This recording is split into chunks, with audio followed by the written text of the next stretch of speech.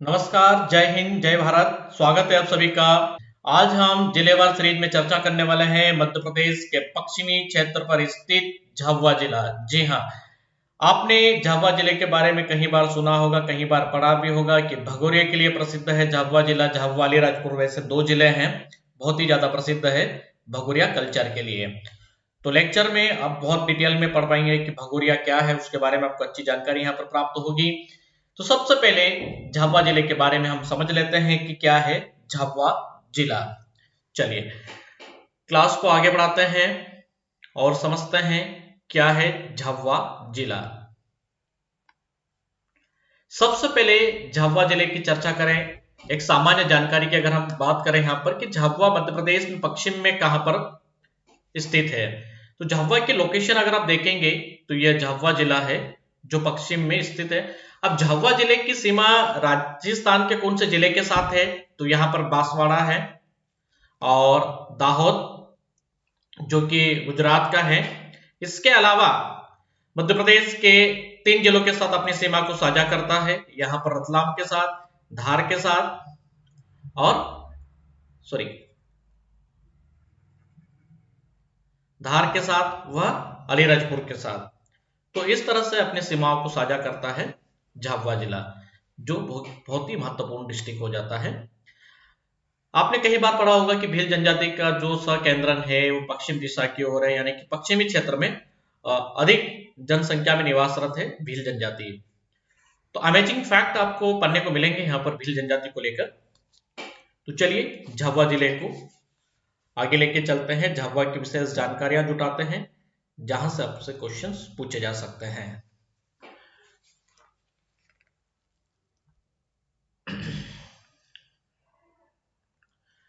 सबसे पहले इतिहास की चर्चा करें झाबुआ की, कि झाबुआ का इतिहास क्या रहा है और किस तरह से यहां पर कौन सी राज सत्ता स्थापित हुई थी। 16वीं शताब्दी में स्थापित यह जिला बहादुर सागर झील के किनारे पर बसा हुआ है। ये जरूर याद रखना है कि झाबुआ कौन से तालाब के किनारे पर है, तो बहादुर सागर झील के किनारे पर बसा हुआ है। इसके पहले अगर हम कालांतर की बात कर ले, अतीत में अगर झाबुआ को देखें 16वीं शताब्दी से पहले भी, तो झाबुआ जो है वह झब्बू नायक के नाम से प्रेरित है। यानी कि झब्बू नायक करके एक आदिवासी राजा थे, उनका ये पूरा क्षेत्र था, पूरा एरिया उनके राज्य क्षेत्र के अंतर्गत आने वाला एक भाग था झाबुआ का। तो ये झब्बू नायक के नाम से प्रेरित है, मतलब उन्हीं के नाम से झाबुआ का नामकरण हुआ है। तो यह विशेष हो जाता है आपके लिए, ठीक है। सैकड़ों वर्ष पहले अगर कहेंगे तो बहुत पहले, आदिकाल हमने इसलिए कहा है। अब क्या हुआ कि जो राजस्थान वाला भाग है, जैसे आपने देखा कि बांसवाड़ा है, उसके ऊपर थोड़ा और जाएंगे तो आपको और भी राजस्थान के उदयपुर वगैरह वाले क्षेत्र मिल जाएंगे, ठीक है। राजपूताना वाला भाग वहां पर प्रारंभ हो जाता है। तो राजस्थान के जो भी राज रजवाड़े के जो सदस्य रहे, वह शिकार के लिए इस क्षेत्र का दौरा करते थे, यानी कि उनका शिकार का ये क्षेत्र हुआ करता था। इसमें आप देखेंगे कि राठौर राजवंश के महाराजाओं ने यहाँ पर आक्रमण किए, वो शिकार के लिए यहाँ पर आया करते थे और उन्होंने झब्बू राजा को यहाँ पर परास्त कर दिया और फिर झाबुआ पर एक नई राजसत्ता स्थापित की। तो यह एक जोधा राठौर राजवंश की एक नींव है, जो वर्तमान में जो प्रचलित है दामोदर राव के नाम से। ये जरूर याद रख लीजिएगा। झाबुआ के प्रथम राजा की अगर हम बात कर ले कि यहाँ के जो प्रथम राजा थे कौन थे, देखिए केशवदास राठौड़ झाबुआ के संस्थापक हैं। 1562 जब मालवा में आक्रमण हुआ था अकबर का, कई बार चर्चा हुई हर जिलों में, मैंने बताया आपको। तो 1562 में जब अकबर के भाई आदम खान ने सारंगपुर पर आक्रमण किया था, तो उस समय जब हम देखते हैं तो 1562 में अकबर ने जब दक्षिण अभियान के मतलब ये हुआ कि इसका जो है दक्षिण की जो कुंजी थी मालवा की, वो मांडू था। तो मांडू दक्षिण अभियान कहेंगे इसको, ना कि आप 1601 वाला दक्षिण अभियान कहें असीरगढ़ वाला, ठीक है। तो अकबर के आधिपत्य में ये आ गया और इस तरह से मांडू मैंने लिखा है यहाँ पर स्पष्ट, मांडू, सेंधवा, धार और उज्जैन, खरगोन, हांडिया, सतवा, इंदौर, भोपाल, ये सभी की सभी छावनियां यहाँ पर स्थापित की गई थी। और केशवदास जो थे उन्होंने अकबर की अधीनस्था को स्वीकार कर लिया। और यहां पर इस तरह से जो झाबुआ है वो किसके संरक्षण में चले गया? दिल्ली के मुगलों के संरक्षण में चले गया। और वहां पर अकबर ने क्या कहा कि ठीक है, यहाँ पर जो राज सत्ता स्थापित करेंगे तो केशवदास राठौड़ करेंगे और इनको हमारा संरक्षण रहेगा। तो ये आपको याद रखना है, सबसे इंपॉर्टेंट है। खैर, आप इतना याद रख लीजिएगा, संस्थापक काम हो जाएगा इतने में। अगर क्वेश्चन पूछा जा रहा है आपसे लोगों से तो आप कब इनकी राज सत्ता यहां पर शुरू हुई? क्योंकि देखिए, संरक्षण तो मुगल दरबार का था, अकबर का था। तो झाबुआ पर 1584 में राज सत्ता यानी कि राजवंशी हुकूमत शुरू हुई। यहां पर राजा महाराजाओं की परंपरा प्रारंभ हुई। कहां पर? 1584 में।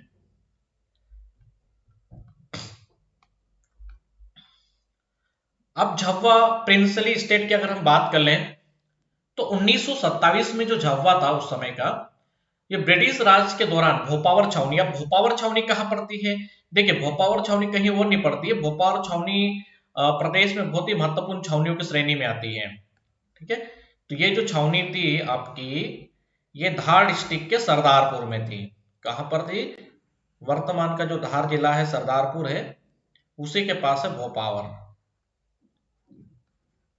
तो यहां पर थी भोपावर छावनी आपकी। ठीक है, और ये अंग्रेजों के द्वारा स्थापित छावनी थी। इस भोपावर छावनी या भोपावर की अगर हम बात करें तो वर्तमान में ये एक जैन तीर्थ स्थल है। इसके अलावा यहाँ पर मोहनखेड़ा जैन तीर्थ स्थल के लिए भी ये प्रसिद्ध है। तो ये थोड़ा ध्यान दीजिएगा, है ना, क्वेश्चन हो सकता है ऐसे, और बहुत फेमस है। तो मध्य भारत के अधीन एक प्रमुख रियासत थी। यहाँ पर क्या हुआ कि जो झाबुआ के राजा थे वह अब अंग्रेजों के आधिपत्य में थे। ठीक है, और पूरा जो इनको जो हैंडल करते थे वो भोपावर से ब्रिटिश करते थे। अब हमने देख लिया कि ये मालवा प्लेटू के अंतर्गत आता है झाबुआ डिस्ट्रिक्ट। ठीक है, और मालवा पहाड़ी के क्षेत्र में है। तो ये जो है राठ के नाम से विख्यात है। ठीक है, तो इसको मध्य प्रदेश का राठ डिस्ट्रिक्ट कहते हैं, या फिर राठवी, जो कि मालवी बोली है उसकी उपबोलियां है। मालवी, है ना, राठवी, रगड़ी, इस तरह की जो उपबोलियां हैं मालवी भाषा की, उन्हीं बोलियों में से एक है राठवी। और यहां पर बोली जाती है राठ लैंग्वेज। कहां पर? झाबुआ व उसके पास का जो जिला है अलीराजपुर, जिसमें हम आगे चर्चा करेंगे। तो ये जरूर याद रख लीजिएगा। अब एक चीज और है जो झाबुआ के बारे में आप लोगों को नहीं पता है, मैं आपको समझा देता हूं। देखिए, ये हमारा मध्य प्रदेश है। हर पॉइंट को बहुत अच्छे से समझिए। ये हम चर्चा कर रहे हैं 17 मई 2008 की पूर्व की स्थिति में झाबुआ मध्य प्रदेश का एकमात्र ऐसा जिला था जिसकी सीमाएं 3 राज्यों के साथ स्पर्श होती थी। ध्यान दें, झाबुआ प्रदेश का एकमात्र ऐसा जिला था जिसकी सीमाएं 3 राज्यों के साथ स्पर्श होती थी। ठीक है, थोड़ा कलरफुल बना देते हैं ताकि आपका मन लगा रहे, समझ में आता रहे। आप देखेंगे यहां पर MH यानी कि बड़वानी के पीछे से महाराष्ट्र लग गया आपका। ठीक, यहां पर देखेंगे आप GJ और RG। महाराष्ट्र एक, गुजरात व राजस्थान, इन तीनों राज्यों के साथ अपनी सीमा को साझा करता था कौन? झाबुआ जिला। तो ऐसा अगर प्रश्न हो कि 17 मई 2008 की पूर्व की स्थिति में प्रदेश का ऐसा कौन सा जिला था जो 3 राज्यों के साथ अपनी सीमा को साझा करता था, तो वहां पर आप आंसर करेंगे झाबुआ, है ना। अब तो वर्तमान में अलीराजपुर जिला हो गया है, सीधी सी बात है। तो अब इसकी सीमा कितने राज्यों के साथ स्पर्श होती? तो गुजरात और राजस्थान के साथ। तो ये इंपॉर्टेंट पॉइंट है, इसको जरूर नोट करें आप, IMP हो जाएगा ये। चलिए, आप झाबुआ जिले के अन्य फैक्ट की बात कर लें। देखिए दोस्तों, झाबुआ जो है वह भीली गुड़िया के लिए प्रसिद्ध है और हाल ही में इसको जीआई टैग के लिए आवेदन किया गया है। तो बहुत जल्दी भीली गुड़िया को जीआई टैग मिलने वाला है। ठीक है, ये जरूर याद रखिएगा। इसके अलावा अनास यहाँ से बहने वाली एक प्रमुख नदी है जो झाबुआ शहर के पास से ही बहती है। इसके अलावा मोहनकोट में नंदर माता का मंदिर बहुत प्रसिद्ध है और रोपड़ी इको पर्यटन केंद्र यहाँ पर डेवलप किया गया है। तो रोपड़ी इको पर्यटन केंद्र भी इसी झाबुआ जिले के अंदर आपको मिलेगा। तो ये थे एक सामान्य जानकारी झाबुआ जिले के फैक्ट की अगर हम चर्चा करें तो बस इतना ही आपको समझना है। झाबुआ से वैसे भी इतना क्वेश्चन तो नहीं आया क्योंकि जो क्वेश्चन आया है वह देवझरी को लेकर आया जिसके बारे में हम आगे चर्चा करेंगे। और इसके अलावा यहाँ पर आप देखिए तो जनजातीय प्रश्न ज्यादा पूछे गए हैं। और वर्तमान में मनके हार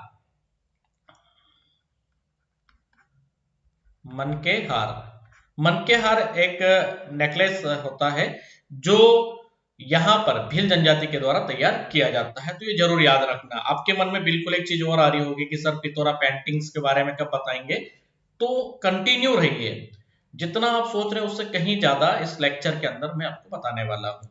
तो एक चीज अभी नोट कीजिए आपको वर्तमान में ये कि मनके हार कहाँ के प्रसिद्ध है या कौन से जनजाति के हैं, तो वह आप आंसर कर सकते हैं भील जनजाति के। चलिए आगे हम चर्चा करें। तो आपने दोस्तों कहीं बार पढ़ा होगा या कहीं बार यह भी समझा होगा कि रतलाम की सेव, रतलामी सेव बहुत स्वादिष्ट होती है, बहुत फेमस है, देश भर में देश विदेश में उसकी मांग है रतलामी सेव की, राइट है ना। तो रतलामी सेव जो है, अगर मैं आपको कहूं कि रतलामी सेव की जनक कौन सी जनजाति, अगर ऐसा प्रश्न आज नहीं कल हो, जब भी एग्जाम हो, एमपीपीएससी की हो या व्यापम की हो, और यह प्रश्न पूछ लिया जाए कि रतलामी सेव की जनक कौन सी जनजाति है, तो फिर आप क्या आंसर करेंगे? आपके पास कोई उत्तर नहीं है इस वक्त। पर आप जब ओनली पीसीएस पे जिलेवार सीरीज के ऐसे फैक्ट आप पढ़ पा रहे हैं, तो आप आंसर कर सकते हैं। और कैसे करेंगे मैं आपको बताता हूं। रतलामी सेव के जो जनक है वह है भील जनजाति। कौन सी जनजाति है? भील, जिसके बारे में हम चर्चा कर ही रहे हैं। भील जनजाति रतलामी सेव की जनक है।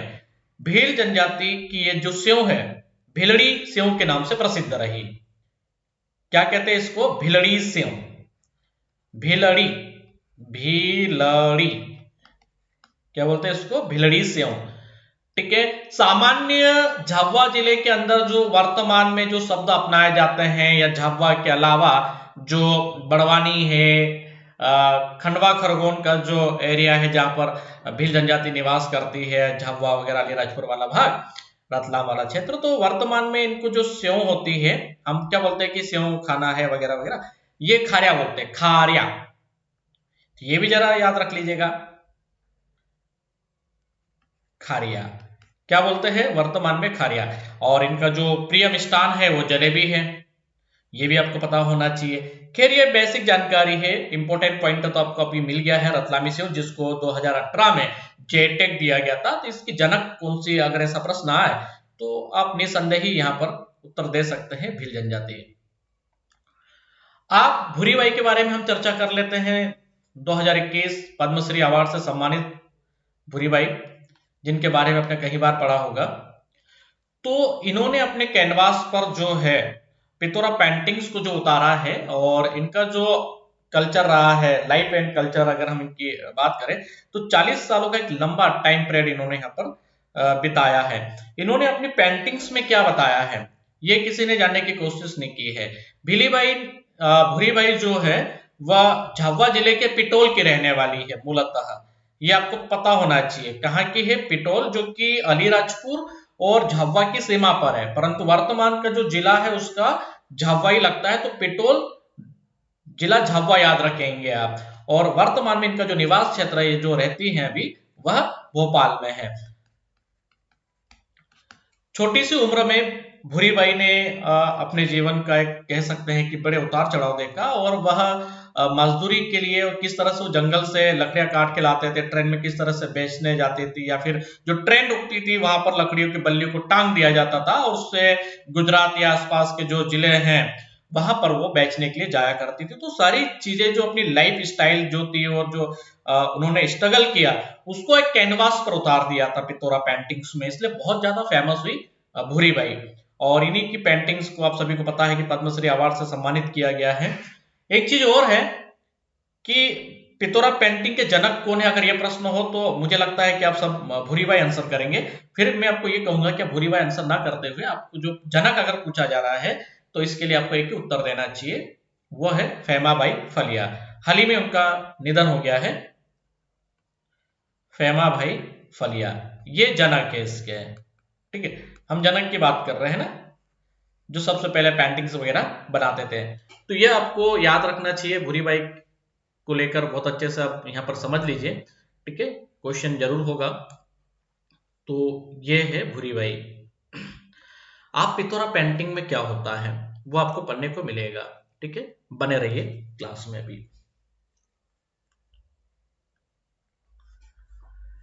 देवझरी एमपीपीएससी में 2 बार यह प्रश्न पूछा गया कि देवझरी पर्यटन स्थल मध्य प्रदेश में कहां स्थित है।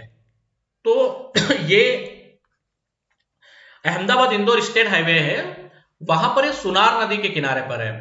रिवर जरूर याद रख लीजिएगा, क्योंकि भरोसा नहीं आ गया एमपीपीएससी जो एग्जामिनर जो क्वेश्चंस बनाते हैं उनके मन में अगर आए कि चलो अब नेक्स्ट टाइम अपडेट करके प्रश्न पूछ लो कि कौन सी नदी के किनारे पर है, तो सोनार नदी आप आंसर जरूर कर दीजिएगा। और भगवान शिव को समर्पित ये मंदिर है ना, देवझरी बहुत ही प्रसिद्ध है। यहाँ की विशेषता क्या है, क्यों फेमस है ये मंदिर, देख सकते हैं इनसाइड इमेज में आपकी कितनी भीड़ लगी हुई है। देखिए यहाँ पर एक झीरी है। झीर किसको बोलते हैं, जो नदी के किनारे झीर निकाला जाता है। पहले तो आदि मानव काल से ये चीजें देखने को मिलती रही है कि अगर आपको प्यास लगी है तो पानी पीना है तो नदी के किनारे झीर बना लीजिए। तो ऐसा ही ये देवझरी है, यहाँ पर एक झीर बनाया गया था। इसकी विशेषता यह है कि आप यहाँ पर हजारों वो पंप लगा दो, पानी एक सूत नीचे नहीं होता है। इसकी सबसे बड़ी विशेषता है ये देवझरी है। यहाँ पर पानी कम नहीं होता, जैसे ये सब लोग स्नान कर रहे हैं यहाँ पर। ठीक है, ये पानी कभी कम नहीं होता है, जो जैसा है वैसा का वैसा ही रहेगा, उतना ही रहेगा। यह इसकी विशेषता है। अब रंगपुरा राम पंचायत मंदिर बोलते हैं इसको, कि राम पंचायत मंदिर मध्य प्रदेश में कहां है, अगर ऐसा प्रश्न हो तो आप उत्तर दीजिएगा, झाबुआ जिले में है। ठीक है, यहां श्री राम पंच राम मंदिर प्रसिद्ध है।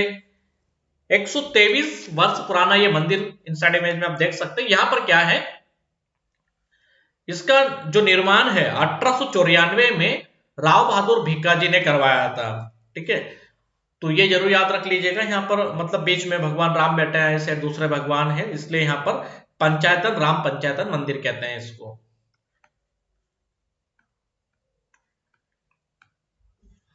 तारखेड़ी हनुमान मंदिर, आपने भजन सुना होगा, तारखेड़ी वाले हनुमान जी करके, ऐसा भजन आपने कहीं बार सुना होगा। जनरली यूट्यूब पे भी सर्च करेंगे तो आपको मिल जाएगा, है ना। तो तारखेड़ी हनुमान मंदिर, विश्व मंगलम हनुमान मंदिर, बहुत ही फेमस है। गुजरात, राजस्थान या अन्य स्थानों से प्रति मंगलवार को यहाँ पर बड़ी भीड़ लगी रहती है। तो बहुत ही फेमस मंदिर है, इसलिए क्वेश्चन बन सकता है कि जरूर याद रखें कि तारखेड़ी हनुमान मंदिर मध्य प्रदेश के कौन से जिले के अंतर्गत स्थित है, आता है, कहाँ है, ऐसा प्रश्न पूछा जाए तो आप झाबुआ जिला आंसर करेंगे, या विश्व मंगलम हनुमान मंदिर। इसके अलावा प्रदेश में अन्य स्थानों पर भी मंदिर है। ठीक है, 12 मई 1956 को राम प्रसन्न वैष्णव जी ने इस मंदिर को स्थापित किया था, ये जरूर याद रख लीजिएगा। तो यहां पर बस इतना ही याद रखना है, वन लाइन में बस याद रखो, तारखेड़ी हनुमान मंदिर। 52 जिनाले जैन मंदिर, नाम पहली बार सुना। ठीक है, क्या है 52 जिनाले जैन मंदिर, 52 का कॉन्सेप्ट क्लियर करेंगे अभी। ठीक है दोस्तों, क्या है, या कहें कि 1850 में दादा गुरुदेव की प्रेरणा से छोटे से मंदिर को 52 जिनाले में यहाँ पर परिवर्तित किया गया झाबुआ शहर के अंदर। ऐसे 52 जिनाले बनाए गए, और इस तरह के 52 जिनाले से बना ये प्रदेश का एकमात्र ऐसा मंदिर है। ठीक है, काम कब चालू हुआ ये भले छोड़ दीजिए, कोई दिक्कत नहीं है। और 1978 में जिनाले में आचार्य जयंत सेन सूर्येश्वर जी की प्रेरणा से इस मंदिर को कंप्लीट किया गया। तो ये जरूर याद रख लीजिएगा। अब 52 जिनाले जैन मंदिर प्रदेश में कहां पर है, तो झाबुआ आंसर करना है। पर अगर जनरली अगर आप अभी इस लेक्चर को देख पा रहे हैं, समझ पा रहे हैं, तो मुझे लगता है कि अगर आप किसी फ्रेंड सर्कल में भी अगर ये प्रश्न पूछेंगे ना कि 52 जिनाले जैन मंदिर कहां, तो आपको उत्तर मिलेगा कि वो तो बड़वानी जिले में 1001% ऐसा दावा भी कर दिया जाएगा वहां पर इस दावे को तुम खारिज कर देना। हाँ, मैं सही कह रहा हूँ। ठीक है, आपसे पूछा क्या गया, 52 जिनाले जैन मंदिर पूछा गया भैया, है ना। तो चलिए 52 जिनाले और 52 का जो 52 नंबर का जो आंकड़ा है ना, ये समझा देता हूं। देखो, ये झाबुआ, ये बड़वानी, और यहां पर है आपका अमरकंटक। तीनों कॉन्सेप्ट समझो। झाबुआ में क्या है, 52 जिनाले जैन मंदिर, प्रश्न आए तो यही आंसर करना। बड़वानी में क्या है, 52 गजा। बड़वानी में क्या है, 52 गजा है। ठीक है, जहां पर भगवान आदिनाथ की 84 फीट की ऊंची प्रतिमा है। अब बहुत से तो 72 फीट तुम पढ़ भी लेते हो बच्चों। ठीक है, वो गलत है, 84 फीट है, जो वेरीफाइड है। ठीक है, यह याद रखो। इसके अलावा अमरकंटक में क्या है, तो अमरकंटक में भगवान आदिनाथ की 52 टन की विश्व की सर्वाधिक वजनी प्रतिमा है। यह जरूर याद रखिएगा, कितने टन की, 52 टन की। तो ये 52 वाला कॉन्सेप्ट क्लियर कर दिया आप लोगों को, आप गलती मत कीजिएगा। प्रश्न क्या है कि 52 जिनाले जैन मंदिर कहाँ, तो झाबुआ लगाओ। 52 गजा प्रदेश में कहाँ है, तो बड़वानी लगाओ, सिंपल है। 52 टन भगवान आदिनाथ की अष्टधातु की प्रतिमा विश्व की सर्वाधिक वजनी कहाँ है, तो अमरकंटक लगाओ, जिला अनूपपुर लगा दो। तो यह आपको याद रखना है, बस यहां गलती मत कीजिएगा, काम हो जाएगा इतने में तो अपना। झाबुआ जिले के महत्वपूर्ण बिंदु में अगर चर्चा करें तो मयूर अभयारण्य यहाँ पर प्रस्तावित है। काम हो गया है, वैसे चल रहा है। 12 सितंबर 2015 को पेटलावट में जिलेटिन राड ब्लास्ट हुआ था, जो बहुत ज्यादा देश में चर्चा में आ गया था। और जब यहाँ पर ब्लास्ट हुआ था तो ऐसा लगा था कि अरे कोई टेररिज्म अटैक ना हुआ हो, तो मतलब देश की जो सुरक्षा एजेंसियां हैं वो सख्ते में आ गई थी, और सबने फिर यहाँ कर विजिट किया कि वास्तविकता जानने की कोशिश की कि कैसे हुआ है, क्योंकि एक बहुत बड़ा ब्लास्ट था ये। इसका बता दें कि जो मुख्य आरोपी जिसके घर में ये जिलेटिन राड रखी हुई थी, वह मुख्य आरोपी राजेंद्र कासवा था। तो बहुत से बताते हैं कि कहीं फरार हो गया, फिर ये भी अभी तक क्लियर नहीं हो पाया कि ये मारा गया, पता नहीं क्या हुआ। खैर, हमें इतना नहीं याद रखना, बस आप तो इतना याद रख लीजिएगा कि इससे पूरा देश दहल गया था उस समय। 12 सितंबर 2015 की घटना है, सुबह का समय था, 8:30 बजे का समय था। स्कूली बच्चे भी वहां पर थे, है ना, जो होटल में पोए हुए या जो भी नाश्ता करने के लिए गए थे, सब वहां पर ये हो गए। तो एक बड़ी दुखद घटना हो गई थी उस समय झाबुआ जिले के अंदर। तो ठीक, एक बेसिक जानकारी होनी चाहिए आप लोगों को। अब जिलेटिन राड क्या होता है, देखिए जिलेटिन राड एक ऐसे एक राड होती है जिससे बोरवेल तो नहीं कह सकते हैं, कि कुओं के अंदर आड़े होल जिसको बोला जाता है, सीधी भाषा में मैं ये बताऊंगा आपको, आड़े होल किए जाते हैं। एक राड से बड़ा कह सकते हैं कि 7 से 8 फीट तक के एक गैप बनाई जाती है अंदर, और उस गैप में फिर जिलेटिन राड को लगाया जाता है, और कम से कम आधा किलोमीटर दूरी पर जाकर फिर इसको ब्लास्ट किया जाता है, जिसमें बड़े बड़े पत्थर जो होते हैं, या फिर आपने देखा होगा कि जो रोड कंस्ट्रक्शन होता है, जो हाईवे निकलते हैं, जो पहाड़ों को काटते हैं, उसमें इसका इस्तेमाल बखूब होता है। तो ऐसे ये जिलेटिन राड थी वहां पर, ठीक है, इसमें ब्लास्ट हो गया था। मेघनगर यहाँ का बहुत ही प्रसिद्ध औद्योगिक क्षेत्र है, ये जरूर याद रख लीजिएगा। और इसी मेघनगर के अंदर रामा फर्टिलाइजर खाद फैक्ट्री है, आपने कई बार सुना होगा। इसकी ब्रांच राजस्थान वगैरह या अन्य स्थानों पर भी है, पर जो मुख्यतः है वो झाबुआ जिले के अंदर, ये जरूर याद रखना। रामा फर्टिलाइजर जो खाद बनाती है।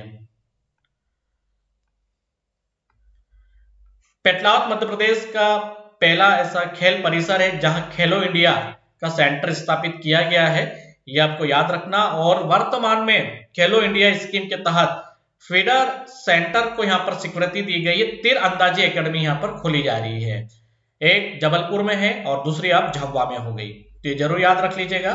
और जबलपुर वाली का तो क्वेश्चन भी पूछा गया था पीएससी में।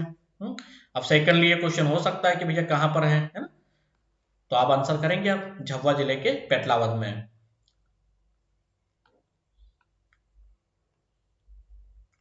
इसके अलावा यहाँ पर आदिवासी शोध संचार केंद्र है, जहां पर रिसर्च वगैरह किया जाता है। ये एशिया का पहला झाबुआ में है, जबकि विश्व का पहला, देखिए एशिया महाद्वीप का पहला, ठीक है, और विश्व का दूसरा झाबुआ में, और विश्व का पहला कहां पर, ऑस्ट्रेलिया में है।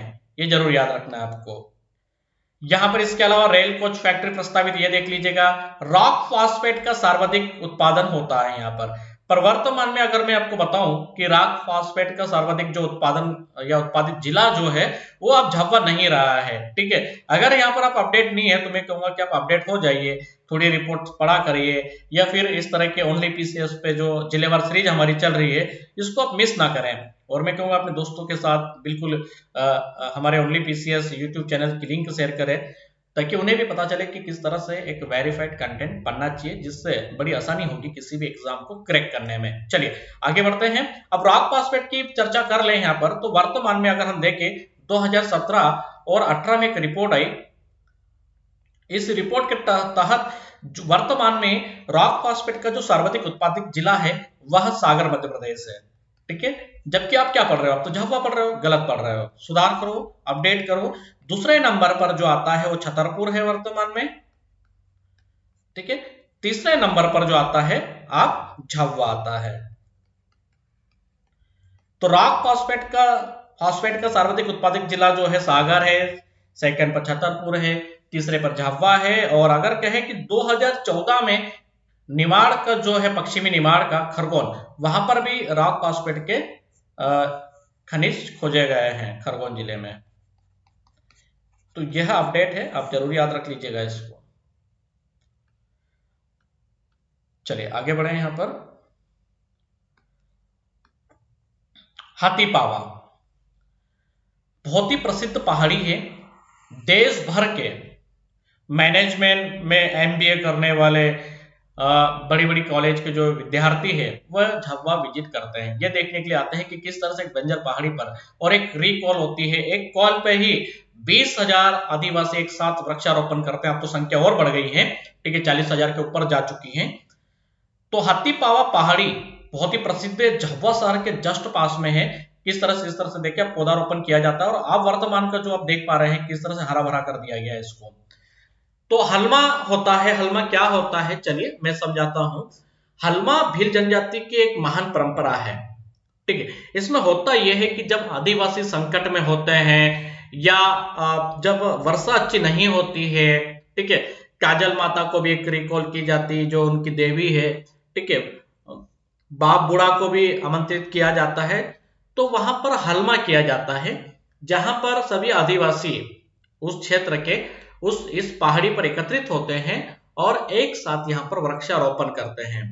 तो इसको कहते हैं हलमा। अब हलमा शब्द कौन सी जनजाति का, या हलमा कौन सी जनजाति का एक कल्चर है, ऐसा प्रश्न पूछा जाए तो फिर कल को क्या आंसर करेंगे?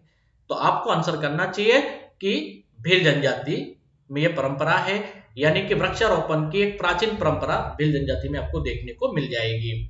तो एक साथ 20 आदिवासी यहाँ पर एकत्रित हो जाते हैं, ज्यादा भी संख्या हो जाती है।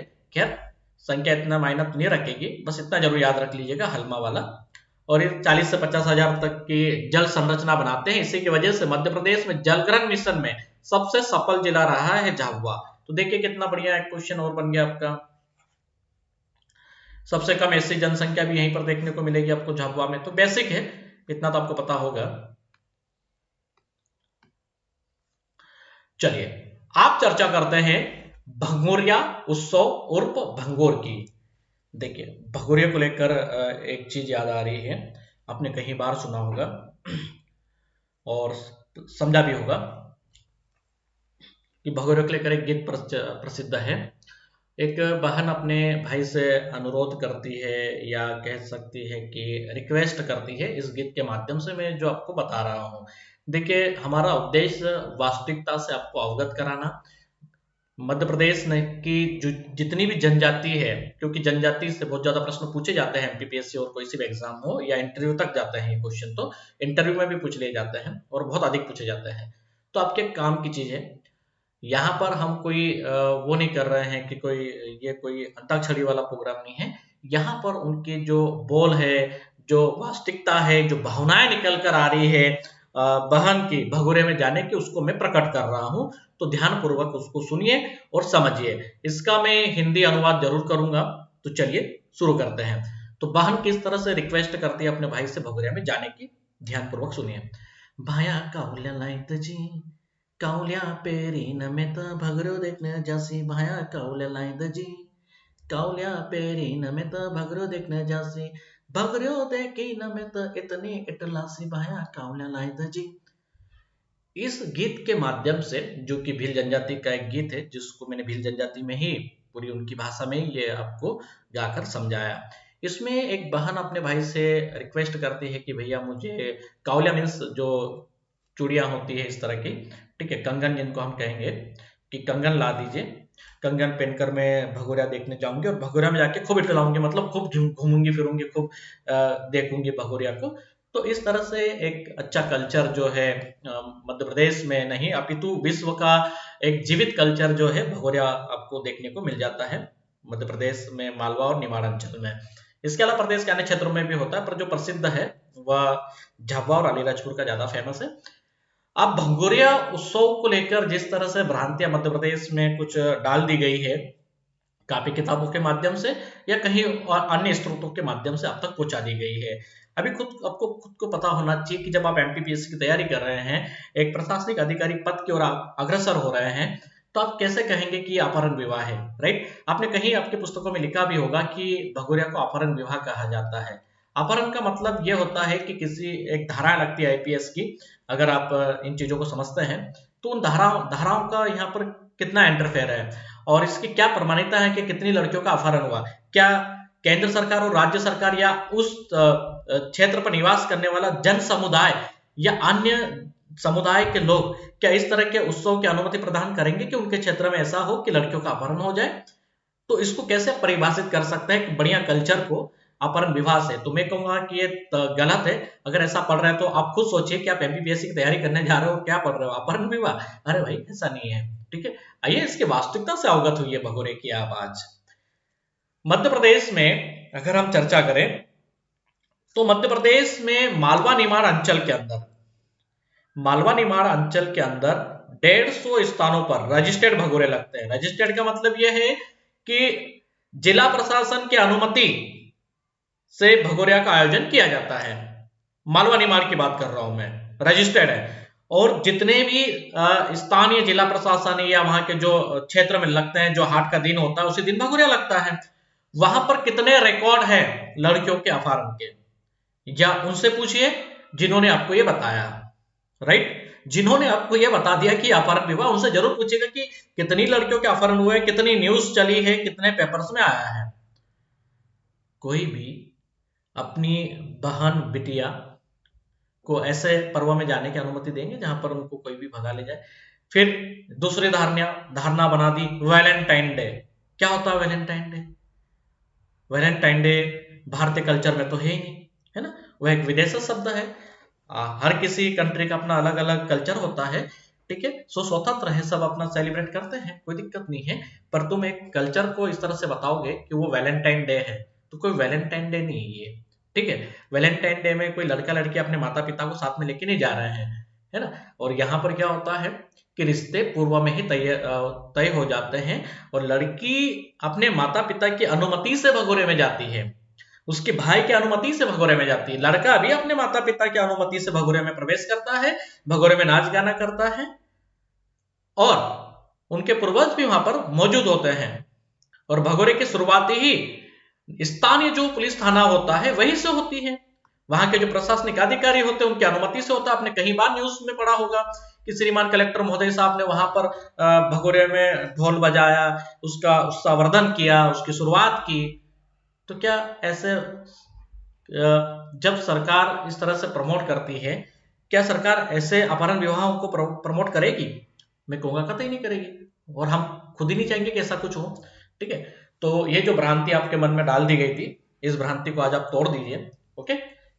और इस पर एक हमारा अनुसंधान वाला एक लेक्चर जरूर आएगा, वो जरूर देख लीजिएगा, तो आपको और भी क्लियर हो जाएगा। चलिए अब हम आगे बढ़ते हैं। देखिए भगोरे में होता क्या है, होता ये है कि ये रफी की फसल जो है, अब रफी की फसल किसको कहेंगे? जैसे कि गेहूं चना जो है ये पककर तैयार हो जाते हैं, खेतों से बाहर आ जाते हैं। इस समय जो हमारे आदिवासी भाई बहन होते हैं उनके पास पर्याप्त पैसा होता है, ठीक है। और जब पैसा होता है तो जो रिश्ते पूर्व में तय किए गए हैं, ठीक है, जीवन साथी का चुनाव करने का अवसर मिलता है। यानी कि लड़की एक बार ये सोच ले कि भाई इस लड़के के साथ शादी करनी या नहीं करनी, पसंद हो तो करो, नहीं पसंद हो तो कोई दिक्कत नहीं है, ठीक है। ऐसा यहाँ पर बताया जाता है।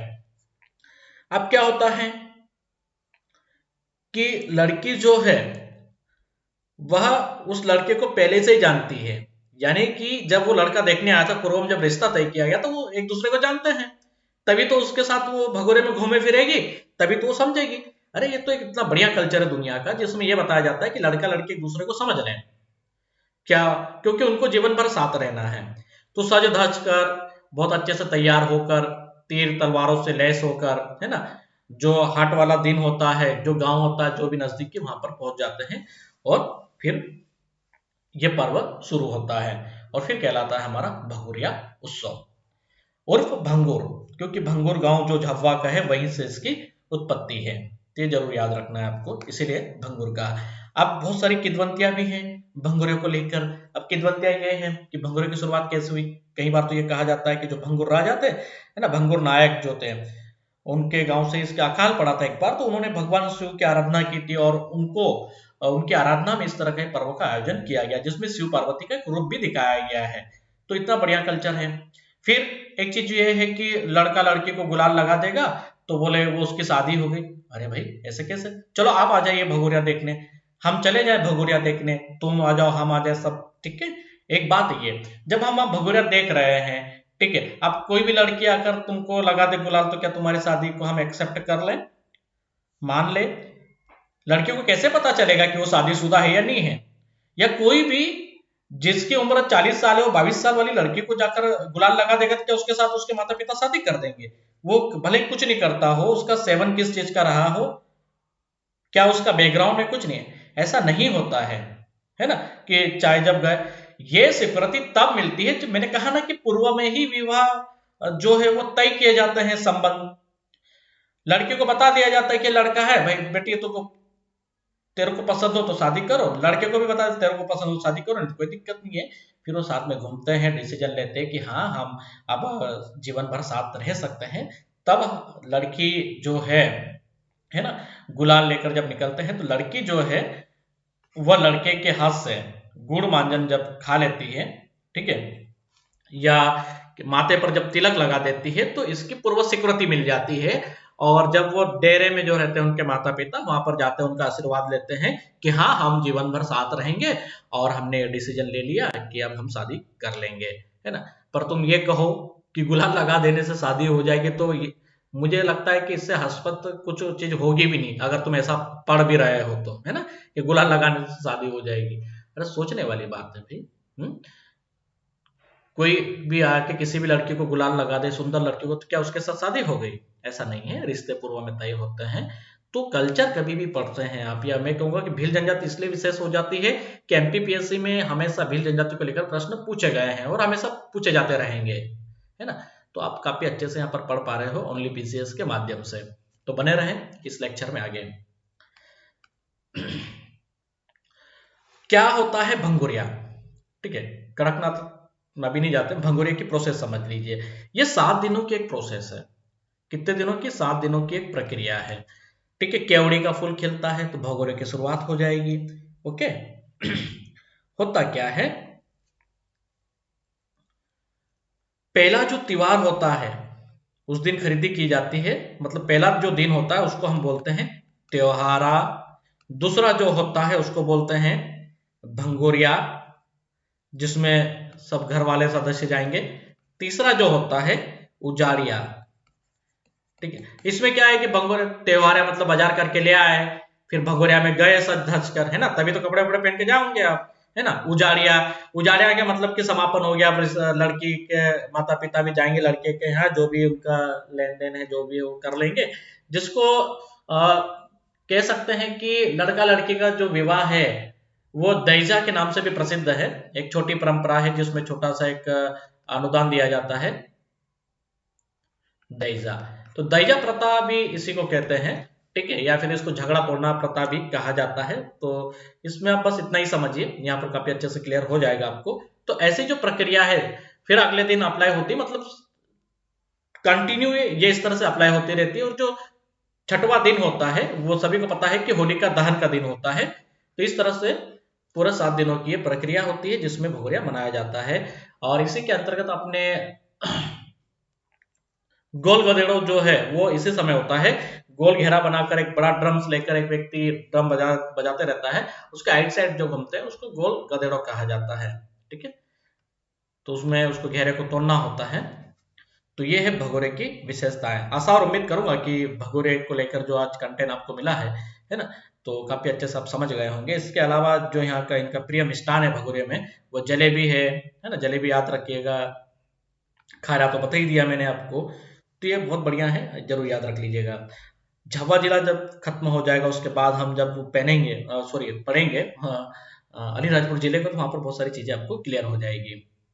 अब इनका जो ड्रेस कोड है क्या है, देखिए इनका अलग अलग ड्रेस कोड है। लुगड़ा जो है, लुगड़ा और घाघरी जो है, जो कमर के नीचे पहनी जाती है, वह भिल जनजाति महिला का एक विशेष पहनवास है।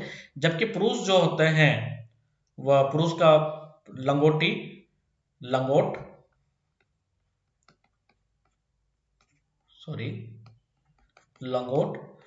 व कुर्ता और साफा। साफा बहुत महत्वपूर्ण होता है, जरूर याद रखिएगा, है ना। कह सकते हैं कि साफा भील जनजाति में जो पुरुष जो होते हैं उनके लिए बहुत ही महत्वपूर्ण होता है। ठीक है, और इनको है ना मामा कहलाना बहुत अच्छा लगता है भीलों को, ये जरूर याद रख लीजिएगा। आप चर्चा को आगे बढ़ाते हैं और कड़कनाथ पर आ जाते हैं, है ना। बहुत ज्यादा डिमांड में कड़कनाथ मुर्गा, कालामासी के नाम से प्रसिद्ध, ये जरूर याद रख लीजिएगा। कड़कनाथ, कालामासी। कड़कनाथ मुर्गे की उत्पत्ति वैसे तो अमरकंटक के पास कुकरू करके घाटी, जो वर्तमान में डिंडोरी जिले के अंदर पड़ता है ये क्षेत्र, ठीक है, नर्मदा किनारे के क्षेत्र से होती है। इसका एक अनुसंधान है, रिसर्च है। ठीक है, ये पहली बार आप पढ़ पा रहे हो, अच्छी बात है, बिल्कुल यहाँ यहीं से मिलेगा सब कुछ। ये झाबुआ जिले में मुख्यतः है। आपको सभी को पता होगा कि 2018 में इसको जीआई टैग दिया गया है चेन्नई स्थित पंजीकरण कार्यालय की ओर से। मध्य प्रदेश में दो और छत्तीसगढ़ राज्य के बीच थोड़ा विवाद हो गया कि वो अपने पुष्टि कर रहे थे, कि बता रहे थे कि नहीं ये तो हमारे यहाँ का कड़कनाथ है, इसको जीआई टैग दीजिए आप हमारे यहाँ का। तो फिर जब अनुसंधान निकला, रिसर्च निकला, जब प्राचीन समय की बात है, तो छत्तीसगढ़ हमारा एक अंग हुआ करता था, तो उसमें यह पाया गया कि भाई अमरकंटक जो था वो तो सीधी सी बात है कि अमर डिंडोरी वाला जो भाग है, कुकरू है ना, अमरकंटक क्षेत्र फेमस था उस समय, तो ये वाला जो भाग है वो तो भील जनजाति का, मतलब यहाँ से कड़कनाथ मुर्गे की उत्पत्ति होती है, ये जरूर याद रख लीजिएगा, है ना। इस आधार पर फिर मध्य प्रदेश सरकार को प्रथम जीआई टैग दिया गया कड़कनाथ मुर्गे के इसमें। इसके लिए क्या हुआ कि मध्य प्रदेश ग्रामीण विकास ट्रस्ट जो झाबुआ है, उन्होंने 2012 में इसके लिए आवेदन किया था, जिसको 2018 में जीआई टैग प्रदान किया गया। ठीक है, किसको, कड़कनाथ को। सेकंड पर जो है वो दंतेवाड़ा को दिया गया, फर्स्ट पे झाबुआ है। और इसके जो अनुसंधान केंद्र बनाए गए हैं कड़कनाथ मुर्गे के जीआई टैग के बाद से, प्रथम झाबुआ और सेकंड है ग्वालियर में, तो जरूर याद रख लीजिएगा। दूसरा बनाया गया कहां पर, ग्वालियर में। अब इस मुर्गे की क्या विशेषताएं हैं, क्या प्रोटीन है इसमें, ठीक है। पौष्टिक तत्व की मात्रा, तुलनात्मक विवरण, और पौष्टिक तत्व की मात्रा का तुलनात्मक विवरण, दो बार यहां पर आ गया, कोई दिक्कत नहीं, चलेगा। चलिए, तत्व की अगर बात कर ले तो कड़कनाथ प्रजाति में कितना तत्व पाया जाता है और अन्य मुर्गे की प्रजाति में कितना होता है। प्रोटीन बहुत अच्छा है, 25 से 27% मिलता है, यानी कि आप बहुत खाएंगे तब भी आप मोटे नहीं होंगे, मतलब अच्छा है। फैट तो नहीं होना, फैट का नीचे है, मोटे नहीं हो पाएंगे, प्रोटीन अच्छा मिल रहा है आपको। 18 से 20% प्रोटीन मिलता है अन्य मुर्गों में। फैट की अगर बात कर ले तो देखो कितना माइनस में, 0.73 से 1.03% है, मतलब डेली भी खाओ तो आप मोटे नहीं होंगे। पर अन्य मुर्गे की प्रजाति में आप देखेंगे तो 13 से 25% आप फैट हो सकते हैं, और ये सबसे बड़ी काफी अच्छी विशेषता है। इसलिए इसकी बॉलीवुड और स्पोर्ट्स जो होते हैं, भारतीय क्रिकेट खेल प्राधिकरण जो है, वहां पर भी जो खिलाड़ी होते हैं उनके लिए विशेष तौर पर कड़कनाथ मुर्गा तैयार किया जा रहा है, भारतीय क्रिकेट टीम के लिए, इंडियन आर्मी के लिए, क्योंकि ये जो मुर्गा है इसमें जो पौष्टिक तत्व है, ऐसे पौष्टिक तत्व किसी दुनिया के अन्य मुर्गों में नहीं है। इसीलिए अमेरिका जैसे देशों में भी इसकी भारी मात्रा में डिमांड है, लाखों की कीमत पर वहां पर इसकी मांग की जा रही है। कोलेस्ट्रॉल की अगर बात कर लें तो 184, जबकि अन्य में 218। लिनोलिक एसिड की बात कर ले 24% और 21% अन्य मुर्गों में मिलता है, तो काफी अच्छा है, इसलिए अन्य बीमारियों को भी यह समाप्त करता है। रक्तचाप वगैरह की जो बीमारियां हैं उनको भी उसमें भी काफी सहायक है ये। और प्लास्टिक एनीमिया की जो प्रॉब्लम होती है बच्चों में बहुत ज्यादा देखने को मिलती है, जिनका ब्लड सर्कुलेशन नहीं बन पाता है, उनके लिए भी ये मुर्गा एक रामबाण है। मध्य प्रदेश सरकार ने इसके लिए भारतीय क्रिकेट टीम के जो कप्तान हैं विराट कोहली जी को ब्रांड एम्बेसडर बनाया है, ये जरूर याद रख लीजिएगा, विराट कोहली को। और महेंद्र सिंह धोनी जो है उन्होंने यहाँ से कड़कनाथ मुर्गे लेकर अपने फार्म हाउस रांची गए हैं। ठीक है, उन्होंने आवेदन किया था, मतलब यहाँ से उन्होंने कड़कनाथ मुर्गे के को चूजे जो होते हैं वो मंगाए। और इस तरह से आपको एक काला मासी कड़कनाथ की विशेषताओं के बारे में पता होना चाहिए। कोई भरोसा नहीं, एग्जाम में विज्ञान से जुड़ा हुआ प्रश्न है, प्रोटीन कितने प्रतिशत मात्रा में पाया जाता है, ऐसा प्रश्न भी आपसे पूछा जा सकता है, क्योंकि फेमस है, वर्ल्ड भर में इसकी डिमांड है। ठीक है, 1 किलो मुर्गे का जो गवर्नमेंट रेट डिसाइड किया गया है मध्य प्रदेश सरकार की ओर से वो 5,000 का है। ठीक है, ये जरूर याद रख लीजिएगा। और स्थानीय तौर पर या आप झाबुआ अलीराजपुर से स्थानीय है तो आपको 2,000 या 2,500 या फिर 1,500 के समथिंग भी मिल सकता है। ठीक है, अभी राज्य सरकार काफी ज्यादा प्रमोट भी कर रही है, तो काफी अच्छे से आपको पता होना चाहिए कड़कनाथ मुर्गे के बारे में। ओके, अब ज्यादा इस पे हम डिस्कस तो नहीं करेंगे, बस इतना ही काफी है, पर्याप्त आपके लिए। तो बहुत बहुत धन्यवाद ओनली पीसीएस के साथ बने रहने के लिए। Thank you. जय हिंद, जय भारत।